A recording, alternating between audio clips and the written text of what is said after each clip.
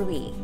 We are the Philippine Retailers Association, the pulse and voice of Philippine retail, recognized as a national organization of retailers and suppliers in the country. The PRA membership represents nearly 80% of the retail industry, which counts all major players like SM, Robinsons, Ayala Malls, Rustan's, Araneta Center, Bench, Mercury Drug, Pen Shop, Wilcon Depot, and more. So why join PRA? It is our goal to get your business in the right track, and to make this possible, the PRA offers exclusive privileges that will surely add value to your membership. PRA members in good standing can enjoy exclusive discounts for their music licensing under PhilSCAP, which is required by the law in compliance with the Intellectual Property Code of the Philippines. As a pulse and voice of retail, we represent your interests on issues confronting the industry, such as bills on the further liberalization of the retail trade, music copyright issue, contractualization, use of thermal POS printers, price tag law, among others. As a member, you can take advantage of special rates and discounts for various educational programs and projects we regularly conduct to help you advance and develop your skills and competencies and help your business grow. There are seminars, conference and expos, high-level and exclusive meetings, which will give you infinite opportunities for the growth and development of your business. As part of our commitment to also help retailers in the regions have access to our educational programs, we conduct regional roadshows all over the country. The PRA also conducts a 2-day career expo, which seeks to generate continuous source of qualified candidates for various levels and positions in the retail business. It is strategically held in malls to help generate increased foot traffic and correspondingly help increase sales for the retailers. PRA members enjoy exclusive privileges through the PRA BizCard, a unique program which offers members exclusive discounts, special offers, and other offerings from associate members and other suppliers. At the same time, it also allows a business-to-business transaction between regular and associate members, which is mutually beneficial for both parties, where trust and loyalty can be established. And since we want to add more value to your membership, we are offering the PRA Premier Members Card, a rewards program to serve and incentivize all members who are actively participating in PRA events and programs. We encourage and recognize Filipino retailers who have epitomized the model of success in terms of growth and good ethical best practices through the Outstanding Filipino Retailers and Shopping Center of the Year Awards, or OFRC. To support members in their employee recognition programs, the PRA spearheaded the Retail Employees Day program for the Philippines, which is celebrated every December 12th. With the support of all members of the PRA, we recognize and celebrate retail employees for their role in the retail business. You have exclusive access to information and publications for industry development available in the PRA library. Through your membership in the PRA, we can help grow your network and access to local international networks through our affiliations with large influential business organizations locally and globally, like the Philippine Chamber of Commerce and Industry, the Employers Confederation of the Philippines, the Federation of Asia-Pacific Retailers Association, the Federation of International Retail Associations, and the National Retail Federation, the world's largest retail organization. Such networks provide unlimited benefits of being connected to the local and global world of business and retail. So, who can be a member?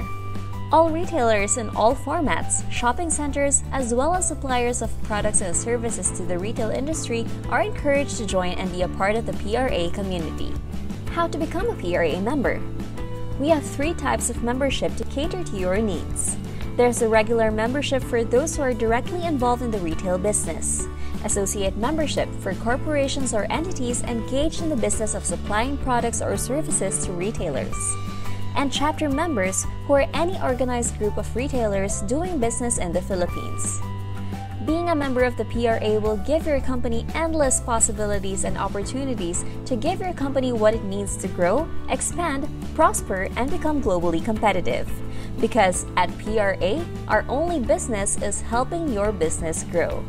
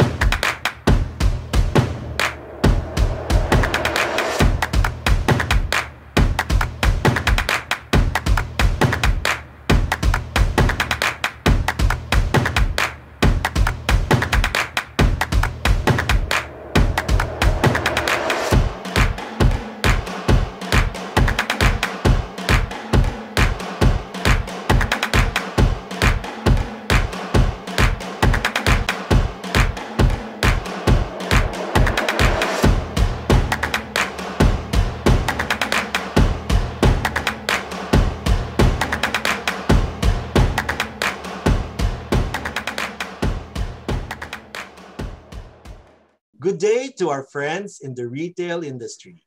This is CJ Hasena from the Shangri-La Plaza. We welcome you to the Let's Talk Retail's 5th podcast. Let's Talk Retail is PRA's digital initiative to inspire and motivate our fellow retailers in this disruptive time by featuring retail leaders of this country. And now let's proceed with our program. I'm very pleased to introduce to you our esteemed guests. Yes, you heard it right, guests. On this episode, we will feature father and son tandem, okay, as they share two different perspectives of running a retail business during the challenging times. He took a risky journey and decided to leave his regular 9-to-5 job in one of the largest multinational companies, which led him to build a career as an entrepreneur. He is the founding chairman of Quorum Holdings Corporation, the company behind Tobys Sports, the largest and most popular multi-brand sports retail chain in the Philippines. He is also the vice chairman for international affairs of the Philippine Retailers Association. Friends, Mr. Toby Claudio. Morning, CJ. Hello, Bobby. Morning, everyone. Hello, Bobby. Nice to see you again. Let me introduce your son, Toby. Okay? Toby is the namesake of the store. Okay, and I've always wanted to ask him how it feels to have a store named after you. He joined the family business at 25. Okay, but he came from a another company before that. So that's an interesting story too.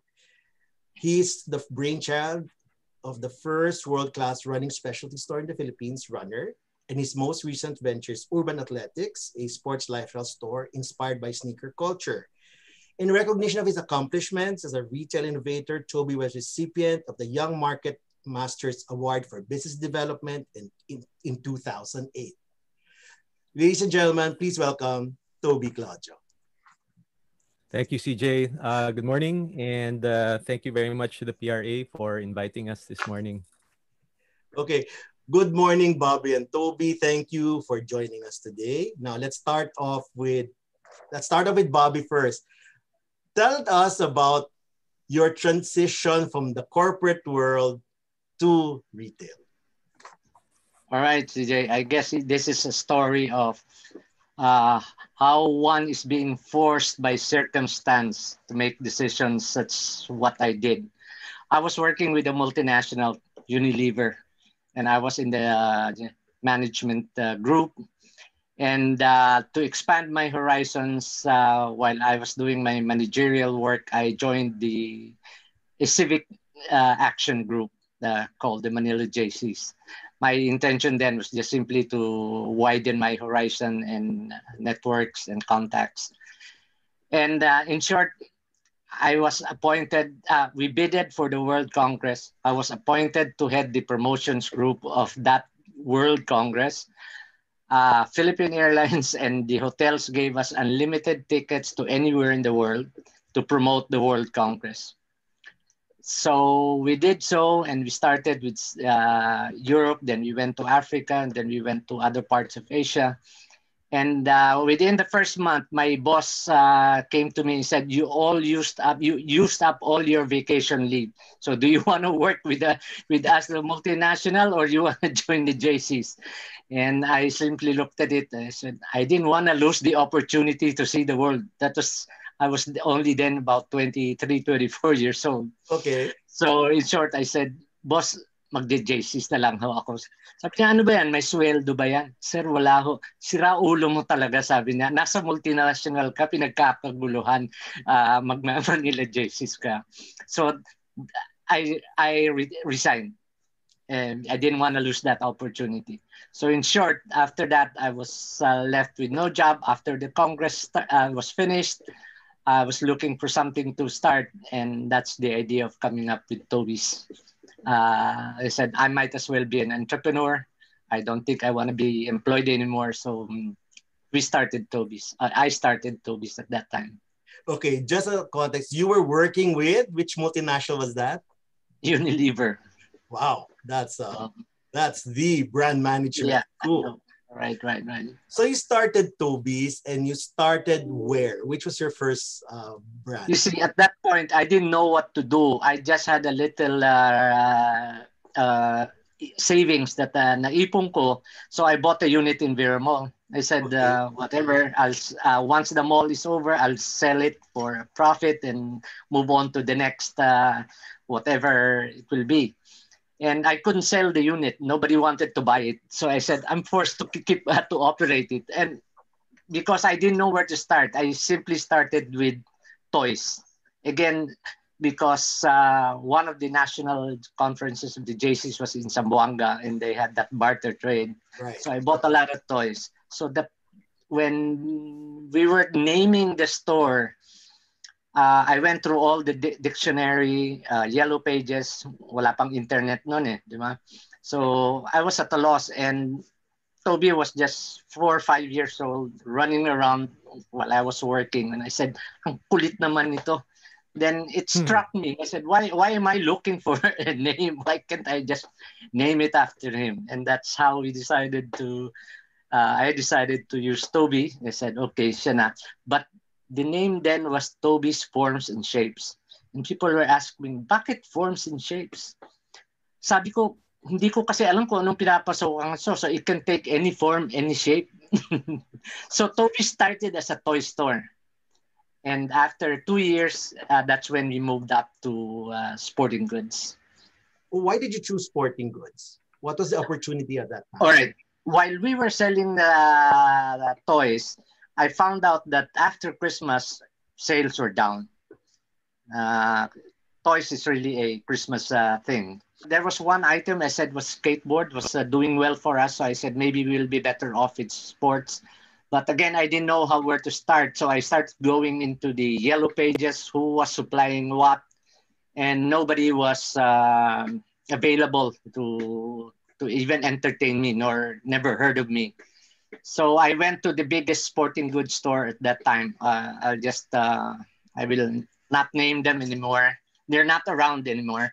Okay. And I said, maybe baka pwede mo i-franchise na lang sa akin yung Green Hills. And he said, what's franchising? So obviously he didn't understand what franchising was. So I ended up buying about 250,000 worth of stocks from him just to be able to put something in that store in Vera Mall. And my hope was one of these days, whoever was supplying him was going to come knocking at my door. And true enough, they started coming, and I found out that the other retailer was marking up 50 to even 80%. So I started marking up only at 30 to 50%. So I ended up to be lower. And that started the story of Toby Sports. We introduced the first electromatic stringing in the Philippines. At that time, we were playing tennis. So I was engrossed with tennis. And from then on, it was one store a year for the first 10 years, and then 2 stores for the next 5 years, and then 3 stores a month for the next third decade. That's how it started. I'm cutting it short, CJ, so we can tackle more other important stories. Okay, in 40 years, how many stores as of today? Right now, Toby may give you a better answer. Okay. Yeah, We'll go back to it's Toby later. so dynamic and it keeps moving every day. So I lose track of counting. Some stores will open, some stores will be renovated, some stores will close. So I think we have something like 65. Let Toby validate that. I will go to Toby on that. But in the 40 years journey that you had, or you are still having, what were the crises that you went through and how did you survive it? Well, basically, the crisis was always, as in any entrepreneur's journey, is the early years, di ba? Sales. Walang benta, mahina ang benta. Very low cash flow. 1 or 2 locations, so visibility was very difficult. So these are the struggles of any entrepreneur. So we just kept going on, one of the best lessons we I'm able to impart on this was in the first two stores namin, we were stringing rackets ourselves. My brother who joined me in this endeavor, who has helped me a lot, we were stringing rackets. We were the ones talking to the customers about their rackets and what tension they wanted and how they play. So this developed into a close relationship with our customers. And for me, that's what you call getting your hands dirty in the business. And we were delivering orders, treadmills, exercise bikes. And that's what I also call getting your feet dirty. In other words, go out there, kung wala kang delivery boy, ikaw mismo mag-deliver. And that close hands-on management, I guess, made us into the consumer's minds and acceptance. Okay, before I call in Toby, did you prepare him to join you in the business? Was it in No, your CJ. In fact, was it in your plan? in fact, Your grand plan? in his early years, if you notice, maybe we can show you later some pictures where he would come to the store 5, 6 years old. And one store that we opened, Green Hills, we were scheduled to open the next day and we had not installed the vinyl tiles. So we installed it that night, and to make sure that the floor is really paved and flattened, I asked Toby to get his skateboard and skate all over the store para dumikit yung vinyl, di ba? So, and he enjoyed it. He was all over the place. So sabi ko, call it your first job, but sabi ko, I wanted him to enjoy what he was doing. So I guess the lessons learned from us here is that, if you are to bring in your second generation, don't ever force them. Get them acquainted with what you're doing. Let them enjoy. And I did not ask him to join upon his graduation. In fact, I told him, go out into the corporate world, see what your opportunities are. For all you know, you can be a senator in the Philippines or a president of the Philippines, but go out and search your future or your fortunes. And then sabi ko, pag walang mangyari, you can always come back or you can now join us. So it was really voluntary on his part to come in. Okay, which brings me now to Toby. Toby, okay. My first question is, how does it feel to have a store named after you? Okay, that's out of my bucket list. It's always been different, no? It's not lost on me that it's not ordinary to have a chain of stores named after you. And especially when I was a kid, I considered myself really, really lucky, really fortunate because it was a toy store when I was 5 years old, no? And then as I grew up, well, quickly it changed into a sports store, which I really appreciated also because my dad always brought me up from a young age playing sports. No, he really exposed me to a lot of sports growing up. He was an avid tennis player. We played squash, badminton, golf, baseball, American football. I grew up in the U.S. for until the age of 10. So I really played a lot of sports. And when I came home, we were running a sports chain, so I couldn't have asked for a better industry to be in, I guess. No. So I've really grown up around the store. I would spend my day after school in LaSalle Green Hills. I would literally walk to school after school every day from LaSalle Green Hills to Vera Mall, and just hang out in the store waiting for my dad to finish his work, no, and then ride with him coming home. Either that or I would get picked up by the Ford Fiera, our delivery truck, which had no windows, just those roll up plastic covers on the sides, no. But yeah, that was so it was really part of my life growing up. It's I consider myself really fortunate. It's also a lot of pressure, but I also consider it a huge blessing that you can continue a legacy, a business, and it has your name on it. It at the very least it helped me decide at a very early age what I wanted to do with my life, no. And really continue that legacy, build on what my dad and my uncles Jojo and Rod started, no. and eventually joined the business. Okay. Your dad said you were not forced. Okay. So after college, where did you go? What was your path? Yeah, after finishing college in UP, I really made it a point to apply, and see my worth, test my mettle outside. My dad and my uncles encouraged me. I almost went into finance, but then I realized that better preparation for me to go into the business with something that was more all well-rounded, or all around exposure to other parts of business. So I went into brand management for Selecta RFM at the time, which was and I was a brand manager handling Sunkist. No, I worked my way up from management trainee to assistant brand manager, and spent 2 years there, as an employee, and I learned so much. No, I learned a lot from dealing with supermarket owners. I was literally hanging posters in the supermarket myself, no, on the ceiling of the supermarkets, pa. So I really got my feet wet, and taught me a lot about retail, taught me a lot about brands, distribution, marketing, sales.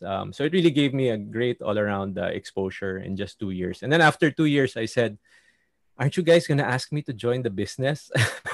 Volunteer pala yun. um, yeah, so ako pa nga yung I was the one who came to them pa and said, I think I'm ready to start making a contribution. And it turns out even the family governance consultants say that you should encourage the second, third generation to spend at least 2 years working outside, 2 to 3 years working for other bigger companies to get exposure. And true enough, that was really worthwhile for me. I learned so much in that 2 years, and when I joined the business, I was really ready to help out. But when you joined the business, were you head at once, being the child of the owner? Where did you start? No, no, no. In fact, I saw it. Well, first I trained. No, I literally worked in the store. I mopped floors. I learned how to run the cash registers. Cash register pa nun. And then I took on the tasks that needed to be done, like converting us from the old manual cash registers to POS system, no, computerized point of sale and inventory management system. So I really got my feet wet early on. I even remember encoding every single item. There were only two of us in the MIS department back then, me and the person I hired. So we literally encoded all the items that we had at the time. No, so it's a great way to familiarize myself with what we sell. And then we only had the 12 stores at the time when I first came in. So I started out doing MIS, and then I set up an MIS department, then set up our marketing department, which we didn't do much of back then. And then eventually operations manager. And then after about 10 years, 15 years, they work my way up to president, which I still function as now. Yeah. Okay, so Bobby is chairman, you are president. Now, this question is for the two of you. What are the differences in your management style? Bobby? Well, my management style basically is to allow your people to show, be able to share credits. There are sometimes that I think of an idea that this department or this position should be doing. Instead of ordering them, gawin nyo to, or testing niyo kung pwede yung product, I go to the the person that is responsible for such function and said, what do you think of this idea? If you think it's something that can be workable and can be implemented, why don't you present it to the board? So I don't order them. I share the idea with them and let them navigate that through the organization. So they feel proud na, uy, sila ang nag-propose pala. Tinatago ko sometimes that I'm the one that proposed. I don't bring it about. So that way, that's my management style, to allow our people to really come up. And then slowly they have their own ideas. And in terms of management style, I'd rather see people doing things, proposing things, and maybe succeed in some and fail in some than completely do nothing. I didn't want them to be ordered on, especially on things that they're supposed to be knowledgeable. So that's one management style. And no dictatorial, in fact, my managers have always thanked me for the sharing that I do, and giving them the credit for any improvements that we have done in the company. That's one major management style and skill that I do. Okay, Toby, how about you? What is your management style? Well, I think my style was formed as a combination of the styles of both my dad and my uncles. No, kasi I was fortunate to be mentored by both of them. My dad and my uncle Jojo. No, my dad is the visionary of the company. He always pushes us to dream big and aim high. No, and nothing should be impossible. No, and he's an optimist, and a lot of our growth was due to his foresight and vision and boldness. I think he has a lot of guts, no, and he always wants us to push the envelope. My uncle Jojo is a perfect balance for him. He's a very operational minded guy. He's a finance strong in finance, and he also has the very disciplined with operational protocols and the budgeting. So I really I think I benefited from being trained by both, no, that to combine both a growth mindset and a little more conservative fiscal mindset, no. And but my style is I think I'm a people person, and I really believe in forming a strong team. I think that's what makes work fun when you work with a strong team. And I'm very particular about the culture that we build in the company. That all of us share a vision to help people become champions through sports, and we all are motivated to work and go an extra mile for our customers, being in the service retail industry. No, so I'm big about culture, and and of course, because I'm passionate about sports, I believe that we're really doing something we believe in, and helps people in so many ways. I make it a point to make sure that we know our why we do things, and that's something that everyone, hopefully in the company from top to bottom, shares the why we are in this business, and why we work hard for it. No? Okay, what did you learn from each other? If you just give one key trait or one key learning, what did you learn from each other?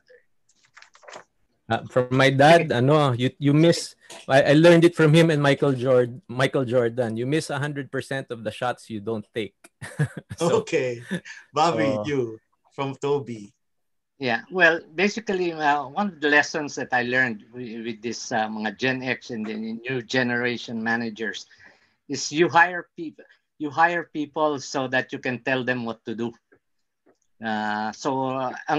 What I looked at management, then one of the styles was, you look for soldiers. Apparently, from the younger generation, he said, "Dad, you look for good people, and you make them tell you what is best to do." That's why hindi yung you look for good people and then you tell them what to do. They have the knowledge, they have the expertise, and they should be the one telling us management what is best to do and make the recommendations. That's what I learned from Toby and the way he manages. You brought up an interesting point. No time in history did we have three generations working in a corporation. You have the baby boomers like me and Bobby, you have the Gen Xers like Toby, and you have the millennials. So is there any intergenerational conflict, or is there synergy how has it been for Quorum, for your company? Between Either me of and you my can dad, answer. I don't. Yeah, Yeah, between I'll me and let my dad. Toby answer that because he has undergone the 3 generations Yeah. or two. Toby. Between between my dad and I, there isn't much conflict. Um, Maybe because he's the millennial, I'm the Gen Xer. He's he's sometimes he has a younger mindset than me, or at least we're the same. Or we're the same. He's probably more of a Gen Xer than a baby boomer. So we get along very well, and we're on the same wavelength a lot of the time. But there are some, of course, challenges with working with those who founded the business, and I think that's natural. Kasi those who founded my business, both my dad and my uncles, have so much invested in it, so much at stake, and it's their blood, it's their life's work, and blood, sweat, and tears over the last 40 years. So when there are risky decisions that are made that I have to make, of course they're very anxious also, and big investments that are unproven, and yeah, we aren't sure of. They're hesitant to make mistakes because traditionally we've been conservative in our growth, in our expansion. But there's some things that we're I think it's a good combination because it keeps us forward looking, at the same time cautious, no, especially in a time like this where growth is not going to help you, growth is not going to get you anywhere in this kind of situation. So a lot of yeah yeah So how do you go, manage go the ahead. conflicts? Because I know that you've had initiatives, new retail formats that you initiated. How do you manage those conflicts on business policy, finance, growth? What do you do to be able to win them on your side?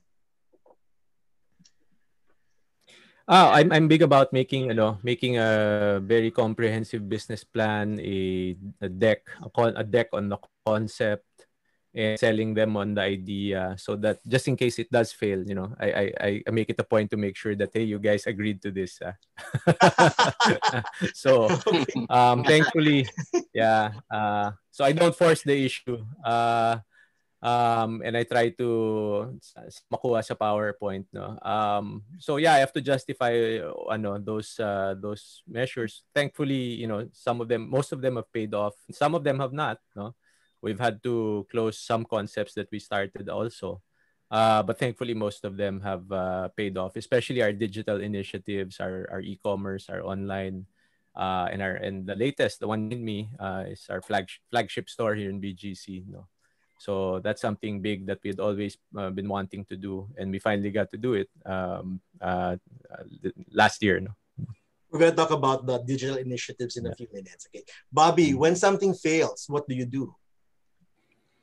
Well, just like when the famous saying, if you fail, if you don't succeed, you try and try again, di ba? For me, that's wrong. If you fail, find out what's wrong. Then you try and try and try again.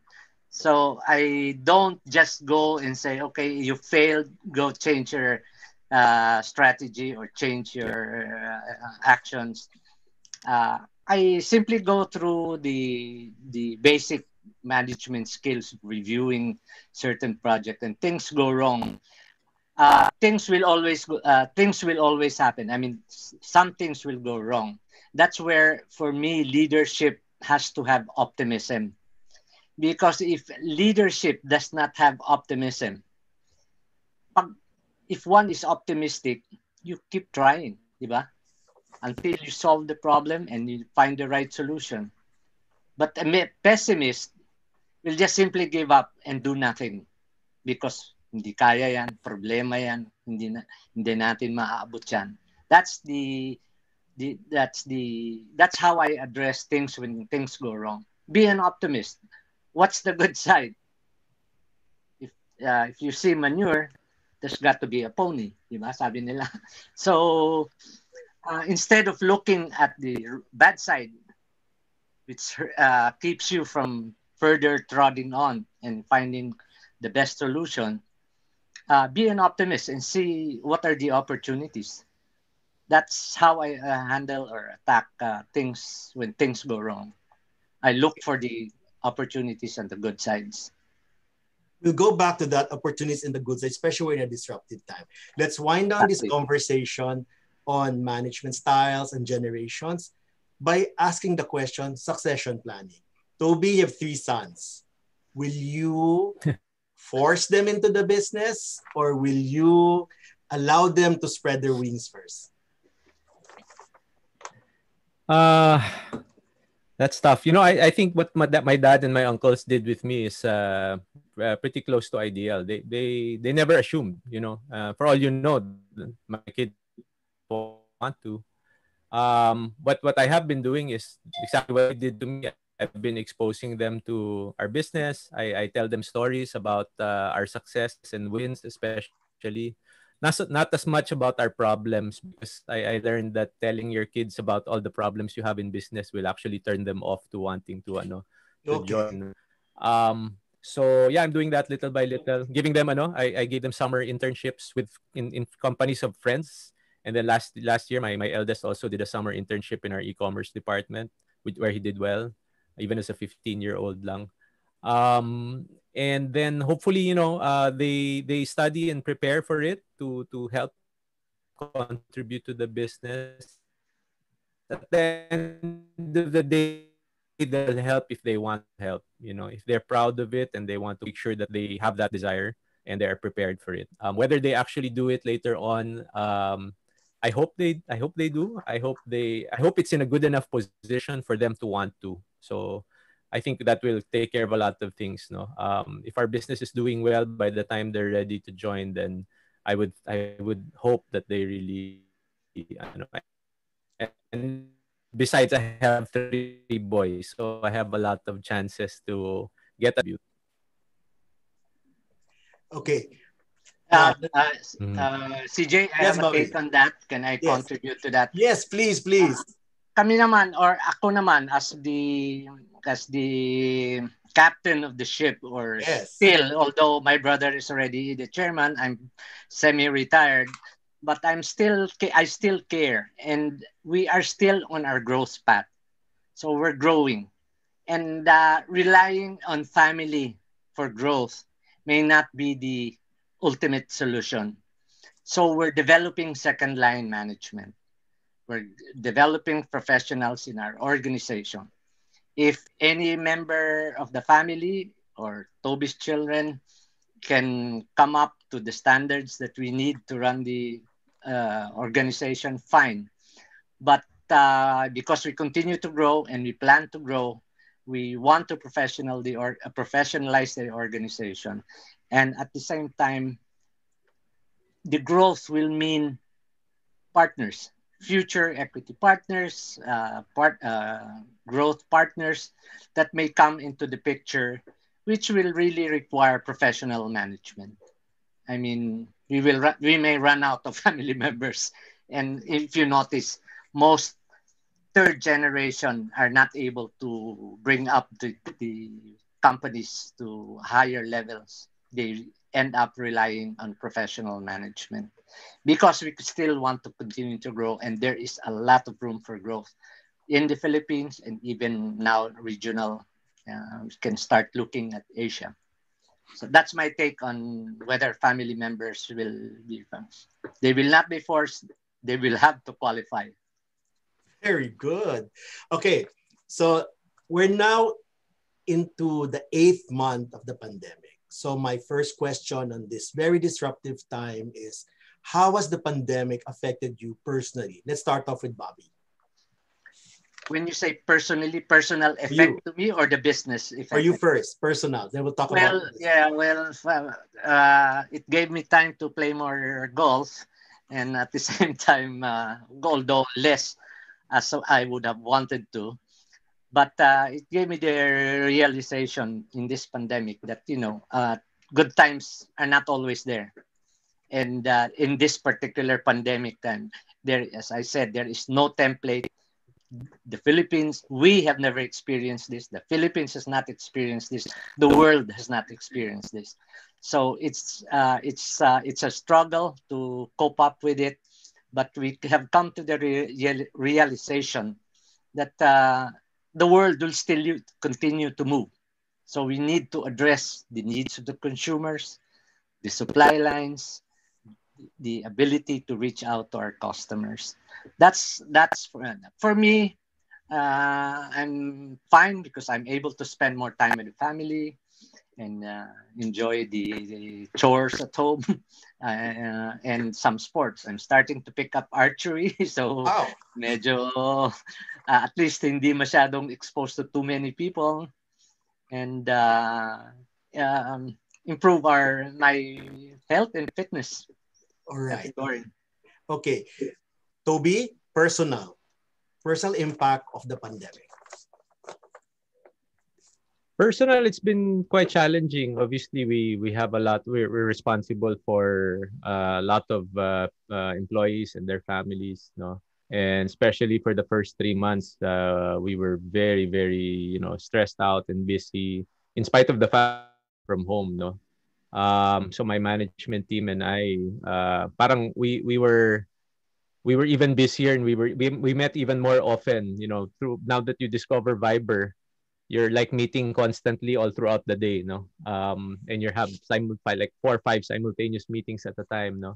So it was very stressful, and adjusting to it was but we quickly adjusted to it. But I also realized that I needed the stress relief, so I got back into training for triathlon, especially cycling, and that helped me deal with a lot of stress. And and that's really a trend that has we've observed throughout this pandemic, that people have looked for ways to become fit and healthy, to cope with the mental and emotional stress that I'm sure everyone is experiencing. No, and for that's been good for our business as well. We've been trying to help people supply that demand for fitness equipment, and that's been a bright spot in our business so far. Okay, let's talk about the business now. The effect of the pandemic on your business and how the business has coped. Let's start off with Bobby, then we go to Toby.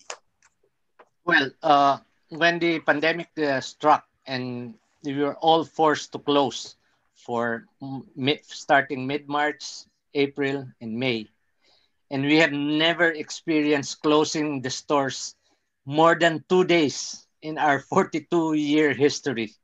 So you could just imagine the fear that we have, that every month we were getting locked down and no reopening in sight until end of May, where we somehow reduced the lockdown requirements.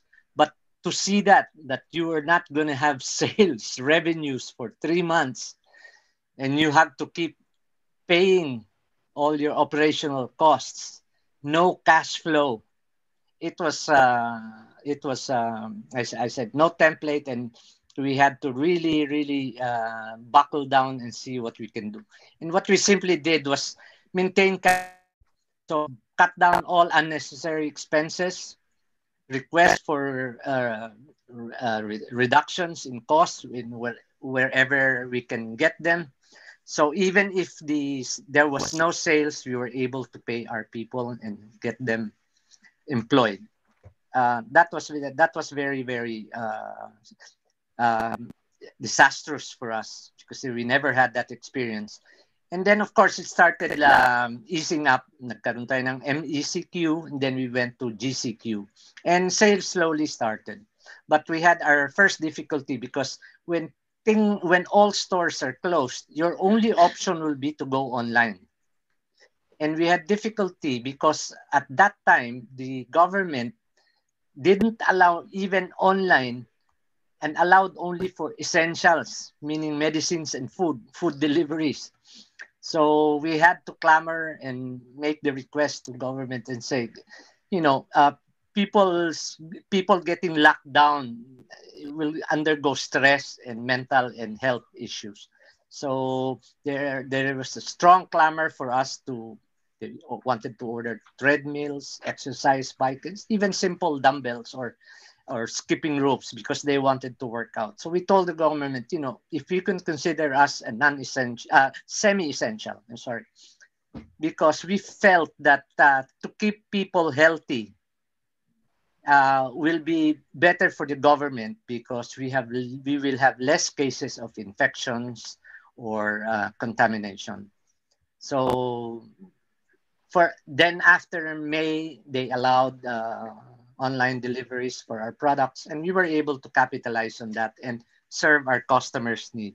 And that's the one that's really propping us up to today. Okay, Toby, your take on the effect of the pandemic to your business and how you coped. Yeah, we were really forced to innovate, no, and adapt. Like my dad said, when March and April came around, and people were stuck at home, literally trapped at home, they were really looking for any and every way to acquire equipment to use at home to work out. And we had that equipment, so we had to find ways. We had to be very resourceful in starting up our e-commerce operation with a skeletal crew, fulfilling those orders, working out the logistics, despite all the restrictions, checkpoints, just to serve our customers, and be provide a means to help, uh, give them what they want, the time they needed it. So especially so May, we were already selling equipment as early as April and May.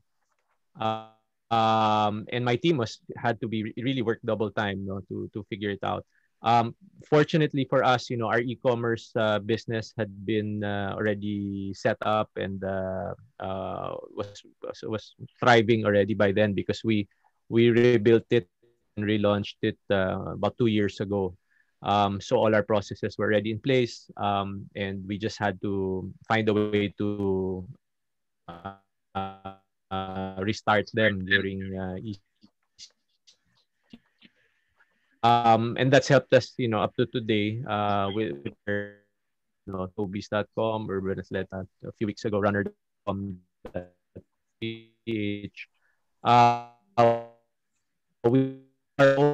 we basically do our own e-com marketplaces already, Zalora and Lazada. So that's really,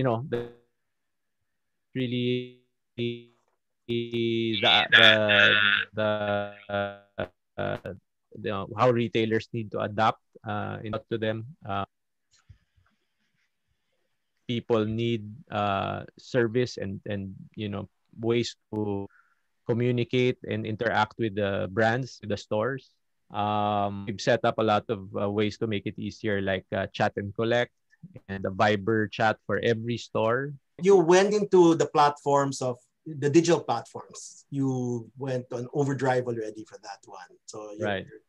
All right. How would you do you think online will replace brick and mortar for the two of you? Let Toby give the local perspective. I'll Yes, give you yes. an international perspective because I've been exposed to what's going on all over the world on retailing. That's good. All right, Yeah. Toby, offline, Yeah. online replacement. Yeah, I don't think it will fully replace, but it's clear as early as now that it will be continuously shifting towards online, because people need need stuff brought to them now, instead of them going out to get it. That's a reality brought about by the pandemic. And people have learned in the Philippines, where a lot of people are reluctant to try buying online, because they're in the mall anyway every weekend, no. But since that has been hampered, no, they cannot go to the mall anymore every weekend.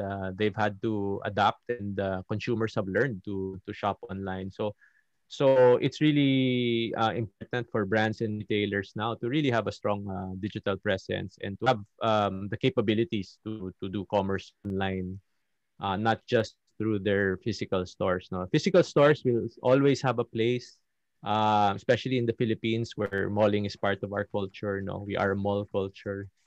Um, It will always have a place, but I really believe that it's retailers who can combine the best of physical retail with online retail and make it a seamless experience for customers who will succeed. No?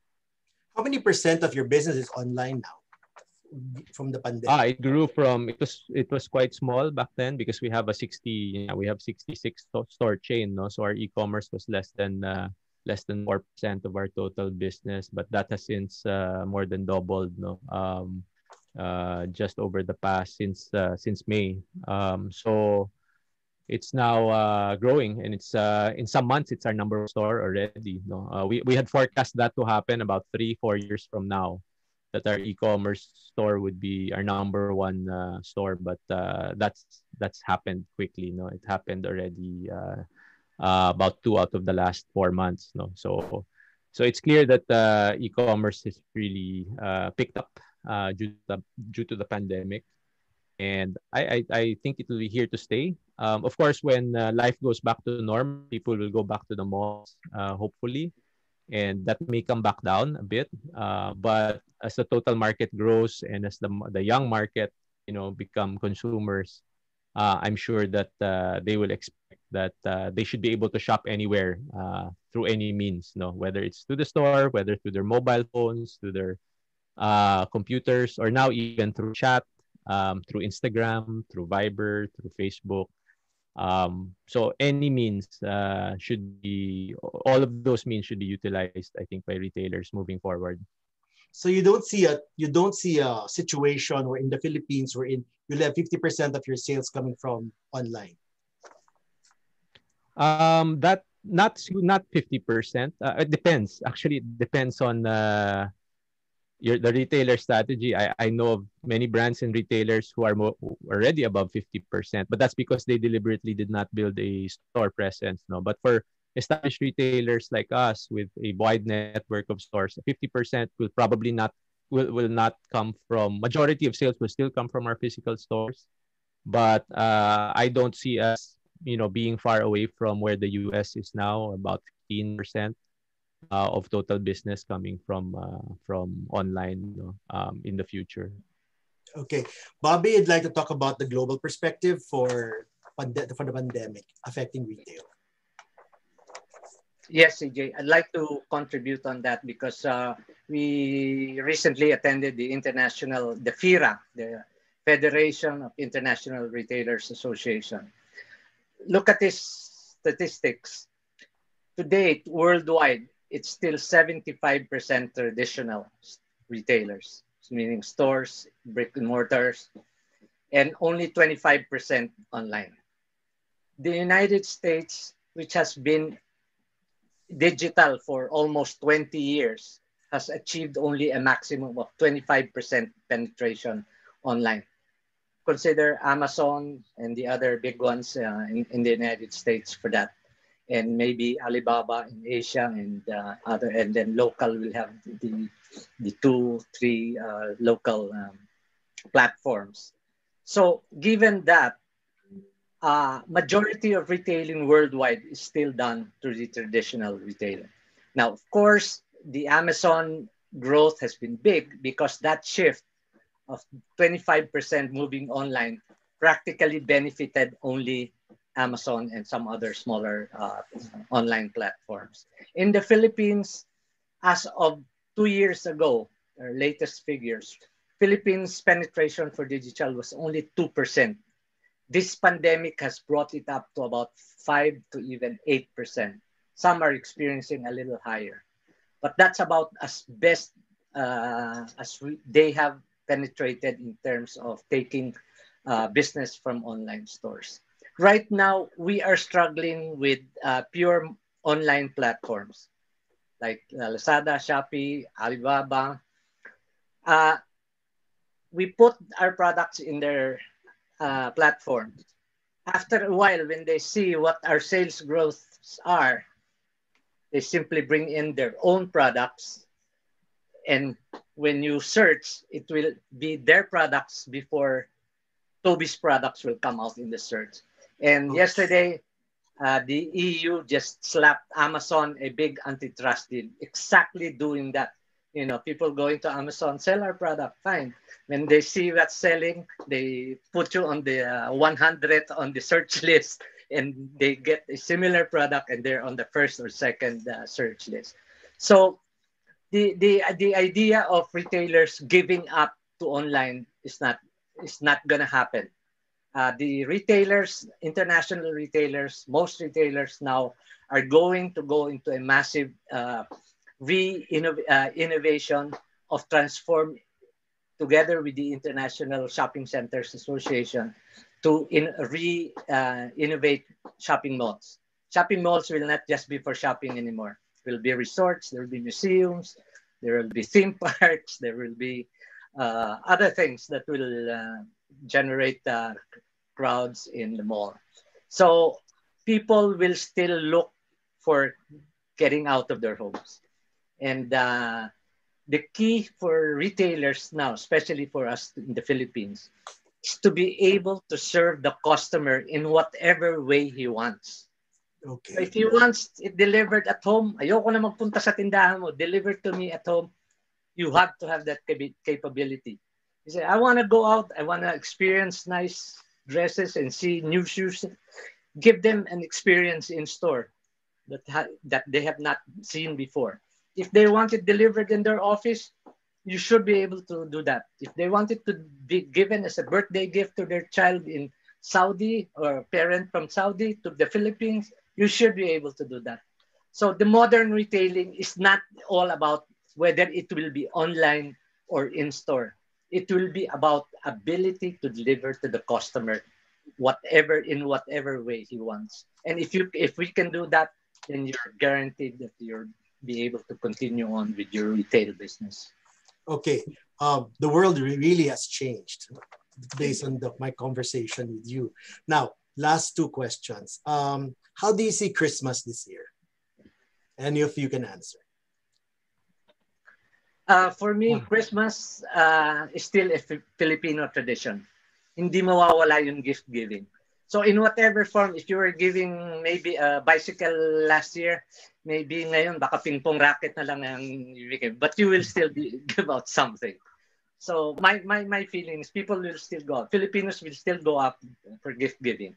They may do it online, they may do it in store, but definitely it will not be a sales level what we have experienced for the last 8 months. So December is always the best year for any retailer. So it will still be there. The extent and the size will maybe just be a little smaller. All right, Toby, your take on Christmas 2020. Well, I think it really depends on the market that you're catering to, no. I'm sure it will be expected that those catering to a lower demographic, or catering to more price points, no, might see people holding back or downgrading their expenses, no, for Christmas. They will still give gifts, pero maybe more practical ones. But if you are catering to a higher end, I think there's still going to be good demand. And people will probably shop for themselves, especially for health and wellness related products, no. And there were those who are less affected by the pandemic, who will be still continuing to spend and cocooning, for, buying stuff for their homes, which they may not have bought the past few months. They have maybe held back on purchases, but hopefully they will do that this holiday season. But it really depends, I think, on the market and the industry also that are in. It will be, I'm sure it will be okay for some, but it will also be hard for others. Okay, last question, crystal ball. Bring out your crystal balls. How do you see 2021? Definitely, if we are not going back to any lockdowns worse than QGC, it will be better than 2020. Okay, we have seen the bottom at 2020. So 2021 should be much better if all the months, even if we stay on GCQ, QGC. Much more if the QGC will be lifted in November, then we will have a promising and growing 2021. You're such a Prepare for it because you're some such may an not even be optimist. prepared. Yes, that's your optimist spirit, right, Bobby? That's your Exactly. optimist spirit. Yeah. Okay. Yeah. Toby, 2021 crystal ball question. Well, I'm hopeful that the country can learn to live with it, and people can be given more freedom to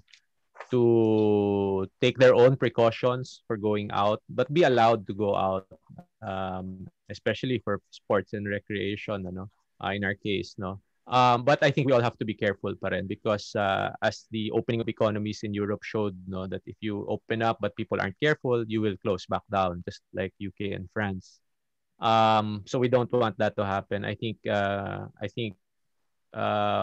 in hindsight, maybe being closed down for such a long time helped, but we really can't afford for it to happen again. No, if we go back again, it's already caused so much damage to the economy, to businesses, and we need a stable path to recovery also.